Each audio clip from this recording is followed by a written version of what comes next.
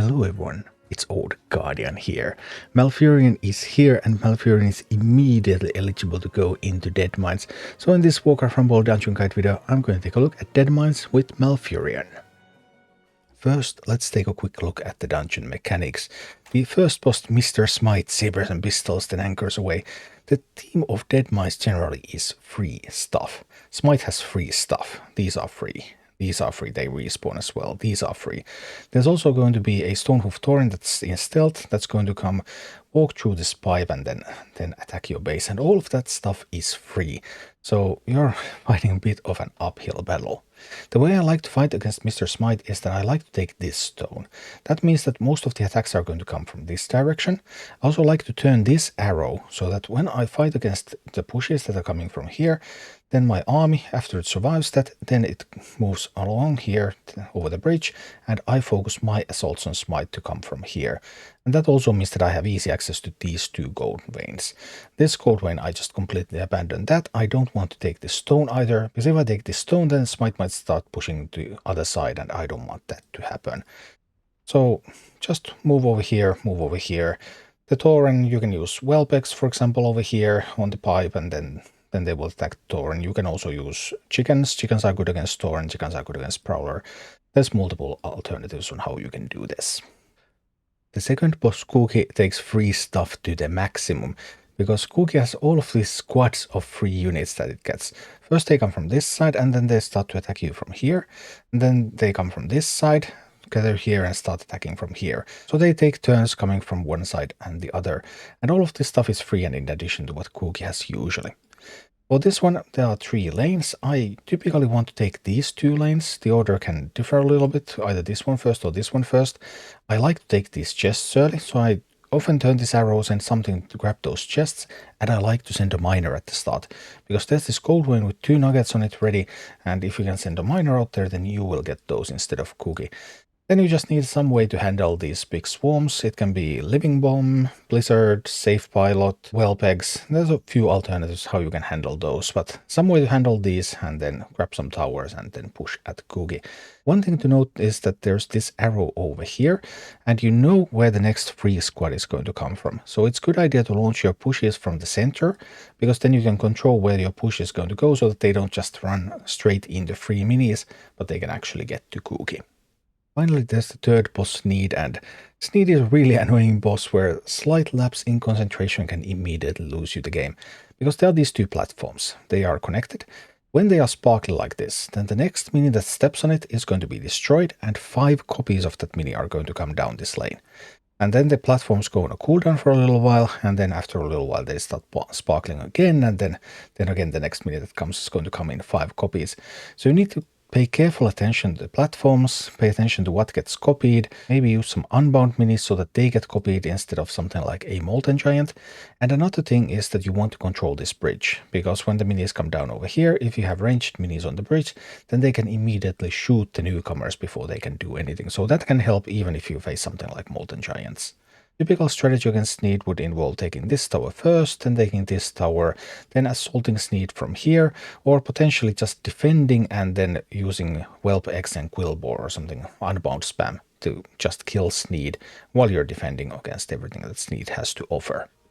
And this is my Malfurion army for Deadmines. I'm using Eclipse, then Defias Bandits, Footmen, Angry Chickens, Frostwolf Shaman, and Witch Doctor. Malfurion heals Alliance and Cenarion minis, so out of this bunch Malfurion only heals the Footmen and the Defias Bandits, and of course he heals himself. But that's enough, because he's healing your main tanks. Footmen, I've used Footmen a bunch of times in Deadmines, but I've always been a little bit sad about their performance against Sneed in particular, because those Ogre mages come in and shoot at them. But Malfurion solves all of that. Malfurion can give them Seas of Protection, Malfurion gives them extra healing, so Footmen are finally viable even against Sneed, and well, they've always been good against Sneed, they're armored, but Sneed's minis have been troublesome for Footmen. But now everything just goes incredibly smoothly with this army. So I have the chickens to counter prowlers and torrents, I have the footmen to keep my push going, and the push will be supported by Malfurion, then Shaman for extra healing, and then Witch Doctor for those shields. Shields are super useful, especially against executes and things like that. And then against Cookie, I don't have Living Bomb in this one, but Malfurion and Eclipse work very well. These are the only Cenarion minis in the deck, so I have to always play Malfurion before I play Sunfire, so that I get it into the Sunfire form. But that's definitely doable. It was doable already with Scenarios, and Scenarios costs 5 and Malfurion costs only 4, so this combination just works. And this is what Malfurion looks like in Deadmines in action. So here we go, Deadmines with Malfurion up against Mr. Smite. I like to turn the arrows a little bit so that I can send somebody to take the stone, and then wherever the opponent's push is coming, I'm going to counter with my own push. The idea being that my push is going to defeat theirs and then it's going to continue attacking.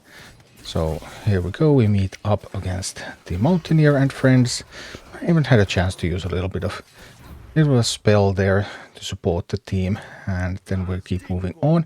Note the arrow so that I want them to go over the bridge because I want to push through the gold veins. Anyway, here we go. I see that the Stealth Tauren is approaching, so I sent the chickens out there. Stealth Tauren is going to come into the chickens, and then the chickens are going to kill it. And boom, we have an excellent push going. Well, those chickens are going to die that are at the front, but that's okay. We have the Footman, followed by Witch Doctor, Malfurion, and the Frostwolf Shaman, which is exactly what I want to happen. A little bit of execution going on, but that's totally fine. Now I have an opportunity to send stuff from the stone. That stone is very important. I use that stone to refresh my assaults. So support is typically coming from there. Now my main push is a little bit delayed, but we have 2 groups navigating towards here, and we can send a miner out there, and everything's looking really, really sweet. The Stealth Tauren is working its way towards my base again. I'm going to send some chickens to counter it in a while. But first I can see if there's something else I need to do. I can probably just send a 3rd group of footmen here, because with Malfurion, these footmen, they are just going to live and live and live. And what can you even do about all of these footmen? That's a lot of footmen. I can just Sunfire the boss a little bit, make it faster because boss can throw them back a little bit. But boom, that's Mr. Smite.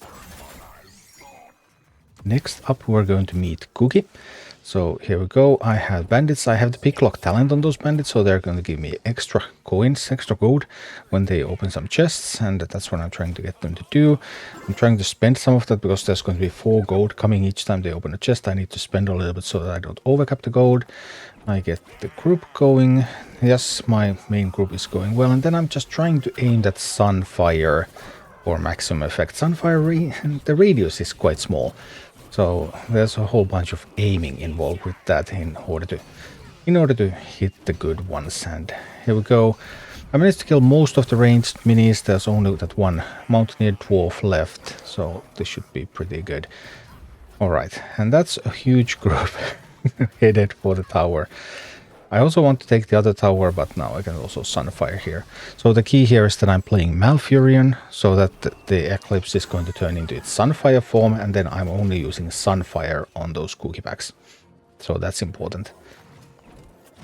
And here we go, trying to get... I knew that the chest was going to respawn, so I wanted to work my way towards the chest. I know that there's some stragglers still coming. I let them hit the base first a couple of times, and then I send in the chickens. So they're busy hitting the base, and chickens can finish them off. So that all goes well, and I'm sending a group here to the middle tower. But my initial group, just look at that. Just look at that Malfurion healing. And boom, Cookie is down. And one more time, Malfurion versus Sneed. I really want to contest that chest at the start, and I want to send a Kobold Miner. As soon as I can do both of those things, the better. If I can get the footman here at the start, that's the best case scenario. If I can't, I can try with chickens. I can just try to contest the chest so that I wouldn't lose that chest. That's important. And here we go. Now we have some Malfurion healing. We have the gang back together. The band is here. I mean, there's the Witch Doctor. There's the Shaman. There's Malfurion. Healing, seeds, protection, everything. Batrider's a little bit annoying against this team, but it's eventually going to fall, and Malfurion just keeps healing. And now I should have sent those chickens out there a little bit earlier. I missed my timing window, and for that I'm punished by 5 Molten Giants. Well, is 5 Molten Giants a problem? Not for Malfurion, it isn't. So, let's go. We have Malfurion, we have a couple of Shamans, so we have a bunch of healing there. There's the Ogre Mage coming on the platform. That is really annoying, but the Ogre Mage is going to focus on shooting something down there below, and while it's shooting at something down below, I can actually send the chickens to kill the Ogre Mage. So now the Ogre Mage is down. It managed to kill a couple of footmen. Do I look like I care? Nope. I'm totally fine. And here we go. That Malfurion that I sent up middle, that was probably a mistake. I think I should have sent it through the right side. Because now there's a risk that Malfurion ends up being copied. But we'll see. It's actually doing a pretty good job here. So, everything's looking quite alright. I'm sending a new Malfurion here in case that one gets copied and I would be out of Malfurions, because I can't really see. I did have another Malfurion in the pack as well. I see. Alright. Well, the tower falls and we're just going to Death Ball. We're just going to go in with this huge giant Death Ball, and this giant Death Ball is going to blow out Sneed. Sneed will not have any chance here. Let's go. There's Seeds, there's Witch Doctors, there's Shamans, there's Malfurions, there's lots of footmen. What can Sneed do? Sneed can't do anything. Sneed is dead. Pow. Malfurion. It's just... And that was without a talent too. Thank you for watching. Click like and subscribe if you enjoyed this, and a special thanks to all of my Patreon supporters, YouTube members and Twitch subscribers who make all of these videos possible.